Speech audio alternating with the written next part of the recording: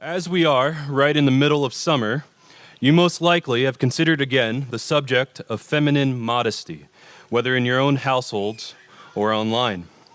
In 1 Timothy 2, the Apostle Paul exhorts women to adorn themselves in respectable apparel, with modesty and self-control, rather than with elaborate hairstyles, jewelry, or expensive clothing, all of which communicated both inappropriate extravagance and sensuality.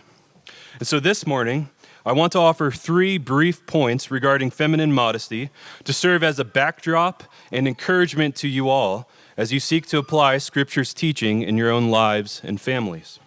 So first, modesty begins in the heart.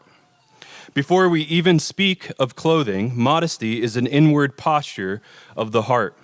It's from there that it then flows outward and is displayed in a woman's conduct, whether it be in demeanor, speech, or clothing. Absent this inward modesty, outward rule-keeping can only go so far. A woman can be covered head to toe in clothing and still be lacking modesty. But if you get your heart right before the Lord, outward modesty comes very naturally as the Spirit leads and guides. Second, style and clothing communicate.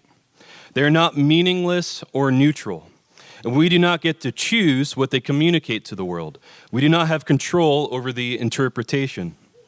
This means that whether or not you fully realize or intend the message your clothing is sending, it is still being sent.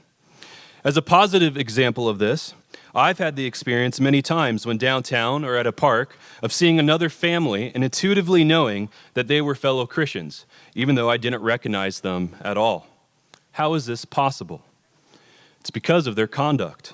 It's revealed in their joy, how they speak to their children, and yes, how they are dressed when compared to the rest of the world.